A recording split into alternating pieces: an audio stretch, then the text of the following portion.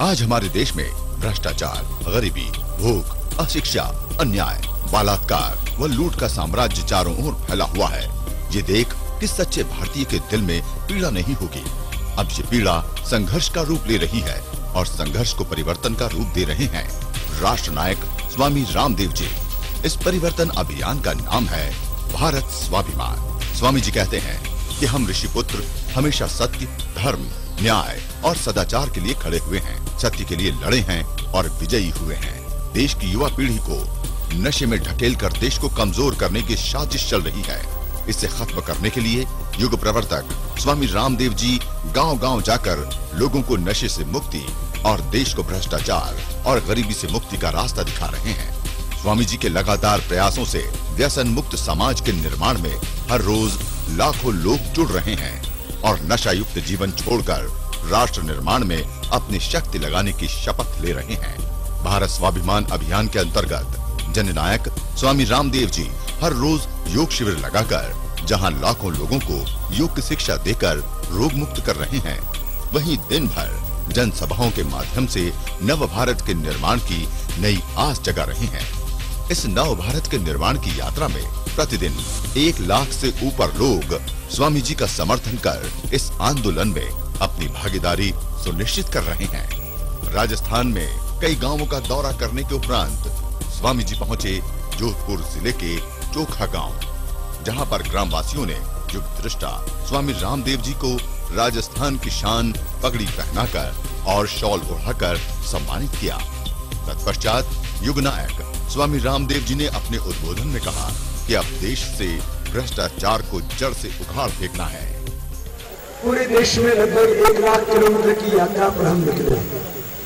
द्वारिका से यात्रा शुरू हुई है, 600 जिलों में जाएंगे और आप रोज टीवी पर देख रहे हैं हर दिन औसत एवरेज करीब 1 लाख लोगों से मैं हर दिन मिल रहा हूं और उनको निरोगी और निर्व्यसनी बनाने के लिए जहां योग की दीक्षा दे रहे हैं, वहीं इस देश में से भ्रष्टाचार और काले धन को समाप्त करके इस भारत को दुनिया की सबसे बड़ी आध्यात्मिक शक्ति बनाना और भारत को दुनिया की सबसे बड़ी आर्थिक महाशक्ति बनाना। एक तरफ भारत धर्म, अध्यात्म और संस्कारों की दृष्टि से पूरी दुनिया में सबसे ऊंचा हो, तो दूसरी तरफ भारत आर्थिक दृष्टि से भी इतना ऊंचा हो कि भारत से आगे दुनिया में कोई भी ना हो, ऐसा भारत हम सबको मिलकर के बनाना। और ऐसा सामर्थ्य भारत के पास में है। जैसे आज हमारे चरित्र में भगवान श्याम, भगवान कृष्ण हमारे आदर्श। मैं तो हर दिन देख रहा हूं कि मैं सुबह 5 बजे से तो सुबह का सत्र शुरू हो जाता है और रात के 10 बजे तक पूरी देश भर में एक ऐसी जागृति आई है। लोग कह रहे थे बोले बाबा लोगों का स्वाभिमान मिट गया, मिलकर मिटने का है, स्वाभिमान को पूरी तरह से जागा है। 7वीं शताब्दी से हम लोगों के सम्मान, स्वाभिमान, हमारे धर्म और संस्कृति पर आक्रमण प्रारंभ हुए थे। आज 21वीं शताब्दी तक बहुत पाप बढ़ा, बहुत अनाचार अधर्म बढ़ा है। बीच बीच में हमने पुरुषार्थ भी किया है, अभिक्रम पराक्रम भी किया है, लेकिन अब इस पाप का अंत आने का वक्त पूरा आ गया है और अब इस पाप का अंत आकर के रहेगा और भारत फिर से अपनी पूरी गौरव गरिमा के साथ पुनर्स्थापित होगा। और सब भाई बहनों को बहुत शुभकामनाएं हैं। चोखावासियों को भारत स्वाभिमान का ध्येय समझाने के बाद युग पुरोधा स्वामी रामदेव जी चल दिए अगले पड़ाव की ओर। भारत स्वाभिमान का अगला पड़ाव था बीकानेर जिले का लुणकरणसर गांव। ग्रामवासियों ने सत्य की प्रतिमूर्ति स्वामी रामदेव जी को शॉल ओढ़ाकर और पुष्प भेंट कर अपने आभार को प्रकट किया एवं स्वामी जी का आशीर्वाद दिया। तदुपरांत स्वामी रामदेव जी ने अपने प्रेरणादायी उद्बोधन में कहा, एक बुरी आदत क्यों पाल रखी है? जब आपके आदर्श ऊंचे हैं, आपका आचरण ऊंचा है, आप सदाचारी हैं, सारे काम तो अच्छे हैं, फिर ये बीड़ी, सिगरेट, हुक्का, शराब क्यों? ऋषि पुत्र होकर के सांझ होते होते शिशि पुत्र क्यों हो जाते हो? खाली वेद में,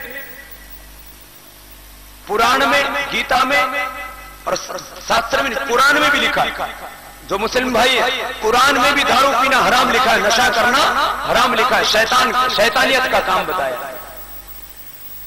तो भाई अब आज दो में से एक को चुन लो, या तो दारू को चुन लो या धर्म को।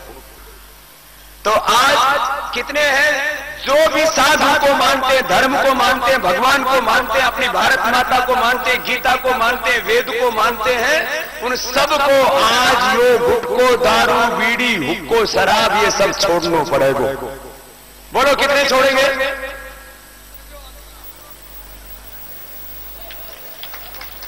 और जो नहीं छोड़ो तो पाप लगेगा। निकालो अपनी जेब में से, काटो, निकालो, लाओ, आओ इधर लो। एक जवान छोड़ा उठ क्या, और जिसने नहीं दिया उसको लगेगा पाप।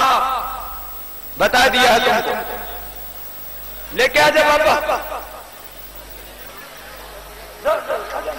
डाल के जाओ जल्दी। हाँ निकलता रहो, सबने छोड़ देना। जवान छोड़े, थोड़ा थोड़ा गलत लग गए थे, लत पड़ गई थी। अरे जवान छोड़ रहे बुढ़ियो, तुम भी छोड़ दो। हाँ बहुत पी लिया, खा लिया, आजा आजा आजा आजा, छोड़ते जाओ, निकलते जाओ जल्दी जल्दी। हाँ जितने भी हैं छोड़ते जाओ, जाओ जाओ, रुको मत हटे। हाँ घड़ी लाइन है, छोड़ो। आज बाबा जी को दे दियो, फिर कभी नहीं पीनो। दे दो बेटा। बोले भारत माता की, धर्म की, अधर्म का, प्राणियों में विश्व का। ओ बाबा जी ने तो पूरी थैली भर के लाए तम्बाकू। डालो, आजा बेटा, आजा बाबा। बाबा बहुत अच्छा किया। कितना साल से पी रहे हो? बाबा जी ने घना साल हो गया था। डाल बेटा, और जवान छोरे भी, आजा बेटा, सब खुद चल दे बेटा। कितने चल दे, डालो। बहुत अच्छा किया पंडित जी महाराज, बहुत अच्छा किया। नए बंडल खरीद के लाए तो।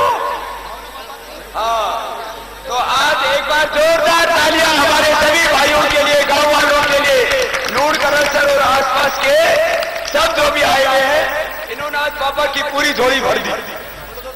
ला बाबा, दे जाओ बाबा, जाओ।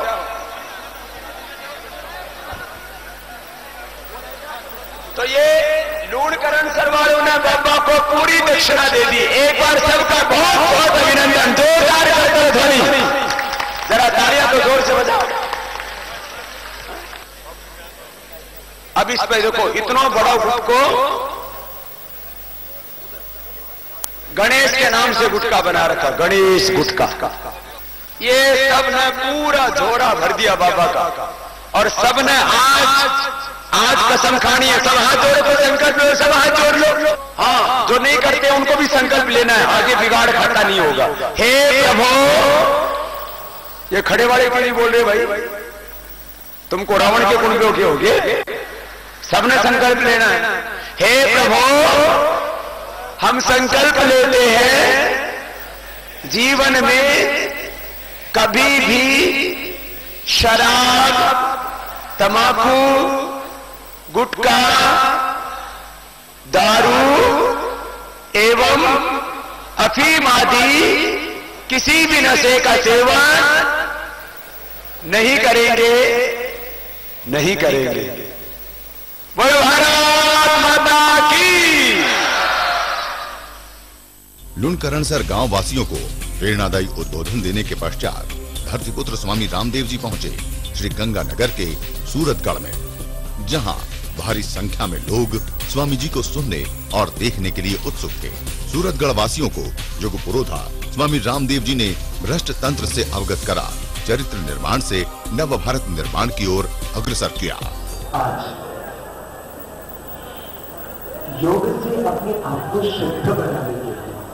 हाँ, योग से हमारा तन, हमारा मन, हमारी आत्मा, हमारी बुद्धि सब शुद्ध हो जाती है।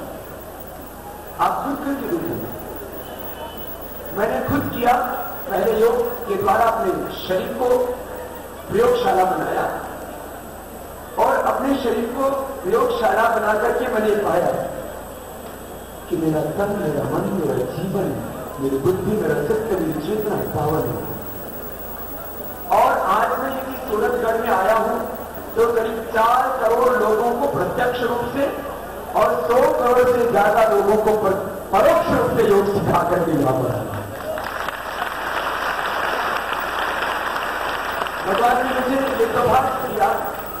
मैं एक छोटे से गांव में पैदा हुआ, अनपढ़ थे मेरे माँ बाप, गांव की गलियों में खेला, छोटे से प्राइमरी स्कूल में पढ़ा।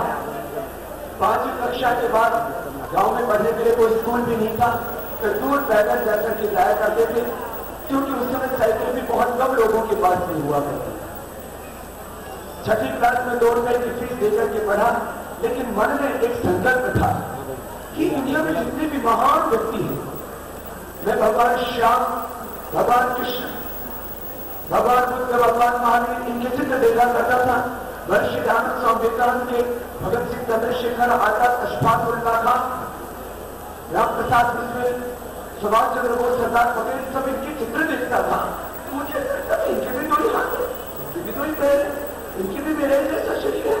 जब ये ऋषि बन सकते हैं, ये महान क्रांतिकारी बन सकते हैं, और इनके पीछे मैंने सुना है देश की, दुनिया के लाखों नहीं करोड़ों लोग चले हैं, तो मैं यदि ऋषि नहीं बन सकता, मैं यदि क्रांतिवीर नहीं बन सकता, मैं यदि कोई महापुरुष नहीं बन सकता, तो मैं महापुरुषों के चरणों के पीछे जरूर चलने वाला बनूंगा। और उस विचार ने मुझे इतनी ताकत, इतनी हिम्मत दी कि मैं घनघोर अंधेरों के बीच में, संकटों के बीच में, मुसीबतों के बीच में, संघर्षों के बीच में, निंदाओं के बीच में, आलोचनाओं के बीच में, अभावों के बीच में आगे बढ़ा। मेरे पास कुछ नहीं है, न धन, न दौलत, न किसी बड़े माँ बाप की पहचान, न कोई बड़े गुरु की पहचान। आज माना कि पूरा देश मेरी ताकत बना, पूरी दुनिया की साथ शक्ति मेरी ऊर्जा बन गई, लेकिन कोई देशी विदेशी कंपनी ने मुझे प्रमोट नहीं किया, मैं किसी गद्दे पर नहीं बैठा, किसी राजनीतिक पार्टी ने मुझे स्थापित नहीं किया, किसी औद्योगिक घराने ने मुझे नहीं बनाया। मैं इस संकल्प के साथ आगे बढ़ा, और जब मैं ऐसा देखता हूं अपने जीवन को और इस भारत को, तो मैं सोचता हूं कि जब मैं एक अंतिम व्यक्ति के घर में पैदा होकर के और करोड़ों भारतीयों का और दुनिया के करीब 200 देशों के लोगों का प्यार पा सकता हूं, तो मैं देश के अंतिम व्यक्ति को जरूर उठा सकता हूं, बस इसके परिवार को लगाया। मैं लगा तो मेरा देश जरूर बचेगा। और आज भी मैं संकटों के बीच में जीता हूं। मुझे पता जहां हमने योग के अभियान के द्वारा आरोग्य का अभियान शुरू किया था, और उसके द्वारा करोड़ों लोग देश के निरोग बने हैं, बन रहे हैं, आगे बनने वाले हैं, इस योग वाले काम से कितनी शत्रु बन गए हैं। जब हमने ये बच्चे कहा ये कपाल बांधी, ये बाह्य प्राणायाम तो बिल्कुल सहज योग की क्रियाएं हैं।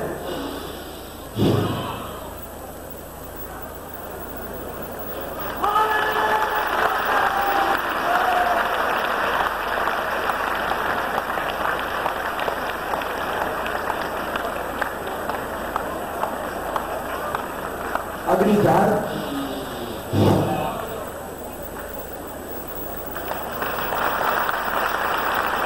और लोरी क्रिया को